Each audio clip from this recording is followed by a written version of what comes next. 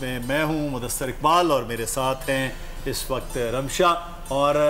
رمضان مبارک کے ساتھ رہے گا کیونکہ آج چونکہ یکم رمضان ہے اور روایت ہے کہ یکم رمضان مبارک کو ناظرین زکوٰۃ کی کٹوتی کے سلسلے میں بینکس جو ہیں وہ پبلک ڈیلنگ نہیں کر رہے ہوتے، بند ہوتا ہے۔ تو ہم آج پہلے رمضان کے حوالے سے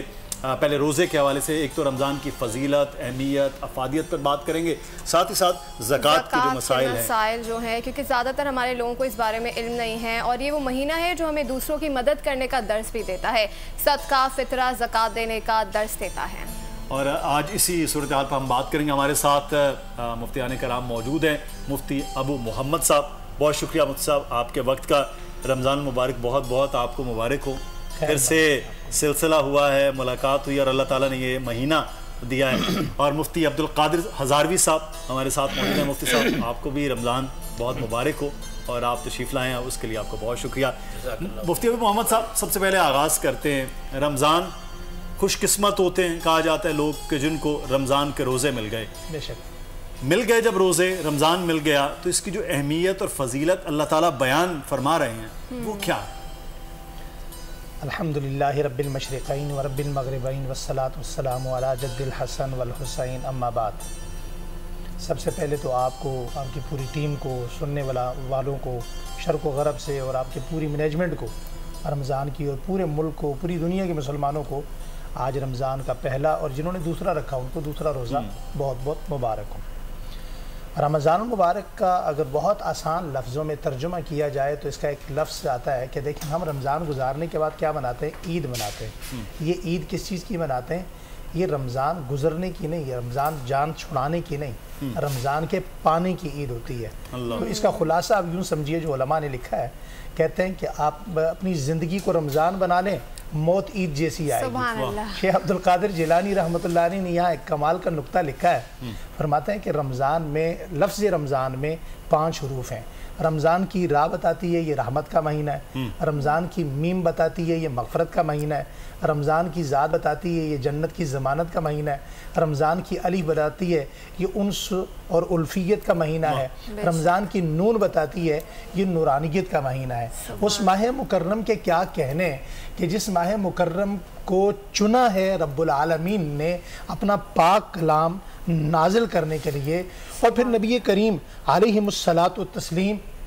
اس رمضان مبارک کے چاند دیکھنے کا جتنا اہتمام کرتے تھے، جتنے ذوق شوق سے باہر نکلتے تھے، اتنا باقی کسی مہینے میں نظر نہیں آتا۔ علماء نے یہاں لکھا ہے کہ اس مہینے کو جو نسبت ہے وہ باقی مہینوں سے ایسے ہے جیسے یوسف علیہ السلام کو اپنے بھائیوں سے۔ اور اسی طرح یہ جو رمضان المبارک ہے یہ پورے سال کے اندر دل کی مانند ہے۔ انسان کا دل اگر صحیح کام کر رہا ہو تو پوری باڈی ٹھیک سے چل رہی ہوتی ہے، آنکھیں ٹھیک دیکھ رہی ہوتی ہیں، زبان ٹھیک بول رہی ہوتی ہے، کان ٹھیک چل رہے ہوتے ہیں، اور دل ٹھیک نہیں ہے تو کچھ بھی نہیں ہوتا۔ آپ دیکھیے انسان جب پیدا ہوتا ہے تو یہ سال کا 9واں مہینہ ہے، اسلامی سال کا، اور آپ اس اعتبار سے دیکھیں تو انسان جب دنیا میں آتا ہے تو وہ 9ویں مہینے میں کامل بنتا ہے۔ تو دنیا کے پیٹ کے اندر بھی انسان جب اس ماہ کو کامل پا لیتا ہے تو وہ کامل انسان بن جاتا ہے۔ اس لیے کہتے ہیں کہ سیلیبریٹی ہونا بڑی چیز نہیں ہے، کامل انسان اور کامل مسلمان ہونا یہ بڑی چیز ہے، اچھا اخلاق ہونا۔ مفتی صاحب بڑا ایک اہم پوائنٹ آپ لے کر آئے ہیں، لیکن اس چیز میں کہ پا لیا اب آ گیا، یہ کامل بننے کا جو اس رمضان میں طریقہ کار ہے وہ طریقہ کیا ہونا چاہیے مفتی عبدالقادر صاحب؟ بسم اللہ الرحمن الرحیم، یا ایہا الذین آمنوا کتب علیکم الصیام کما کتب علی الذین من قبلکم لعلکم تتقون، صدق اللہ مولانا العظیم، صلی اللہ علی النبی الامی الرؤوف الرحیم۔ بہت شکریہ پہلے تو پروگرام میں مدعو کرنے کا، اور آپ کا جہاں تک سوال ہے کہ رمضان المبارک ہمارے پاس آ گیا، اور آتے کے ساتھ ہی ایک معجزہ بھی سنا دیا کہ جیسے مسلم اور بخاری میں حدیث موجود ہے، سرکار نے فرمایا اذا جاء رمضان فتحت ابواب الرحمہ وفی روایت ابواب الجنہ وفی روایت ابواب السماء۔ یہ ہمارے پاس آیا ہے، اس نے جنت کے دروازے کھول دیے ہیں، آسمان کے دروازے کھول دیے ہیں، اور رحمت کے دروازے کھول دیے ہیں۔ آپ کے سوال کے جواب کی طرف جانے سے پہلے ایک حدیث پاک سرکار دو عالم صلی اللہ علیہ وسلم ارشاد فرماتے ہیں رمضان المبارک کے اندر ایسی 5 چیزیں دی گئی ہیں جو اس سے پہلے کسی دینے کا مطلب ہوتا ہے نبی کی امت کو دینا۔ فرمایا سب سے پہلی چیز یہ رمضان المبارک کی پہلی رات ہوتی ہے تو اللہ پاک سب کو رحمت کی نظر سے دیکھتا ہے رمضان اور مصطفیٰ کریم کی وجہ سے، اور جب اللہ رحمت کی نظر سے دیکھتا ہے تو اسے جہنم سے دور کر دیتا ہے۔ فرمایا کہ جب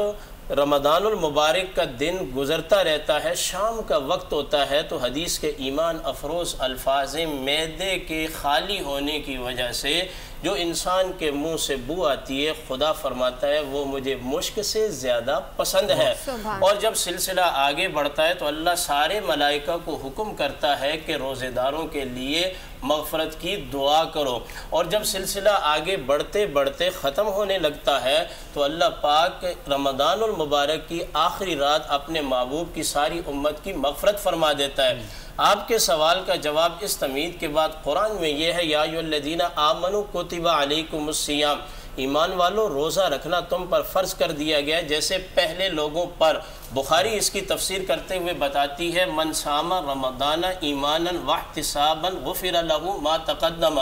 رمضان آ گیا روزے رکھو ایمان والو اخلاص کے ساتھ، نیت کے ساتھ، صدقے دل کے ساتھ، ہوگا کیا تمہارے سابقہ گناہ معاف ہو جائیں گے۔ مطلب یہ نکلا کہ جب بندہ رمضان کا روزہ للہ فی اللہ اللہ کی عبادت سمجھ کے اخلاص کے طور پہ رکھتا ہے، ہوتا وہ ناقص انسان ہے مگر کیا ہو جاتا ہے وہ کامل انسان ہو جاتا ہے، جیسا کہ سورۃ العصر اس کی طرف اشارہ کرتے ہوئے فرماتی ہے وَالْعَصْرِ إِنَّ الْإِنسَانَ لَفِي خُسْرٍ، انسان تو خسارے میں ہے، مولا سارے خسارے میں، إِلَّا الَّذِينَ آمَنُوا محمد الرسول اللہ خسارے میں نہیں ہے، وَعَمِلُوا الصَّالِحَاتِ اور عمل صالح کرنے والے، نماز پڑھنے والا کبھی خسارے میں نہیں ہے، روزہ رکھنے والا کبھی خسارے میں نہیں ہے، زکوٰۃ دینے والا کبھی خسارے میں نہیں ہے، حج کرنے والا کبھی خسارے میں نہیں ہے۔ کامل انسان ان 5 ارکان سے بنتا ہے، جیسے کہ میرے آقا نے فرمایا بنی الاسلام علی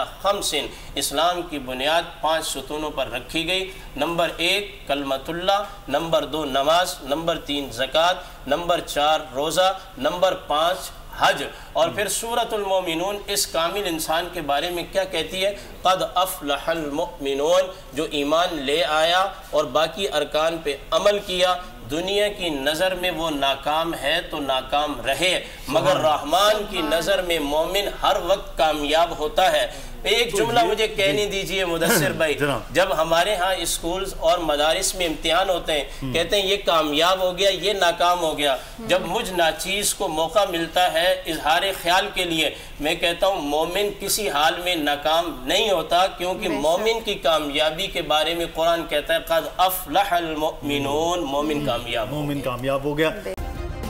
سبسکرائب کریں اور بیل دبائیں تاکہ کوئی خبر رہ نہ جائے۔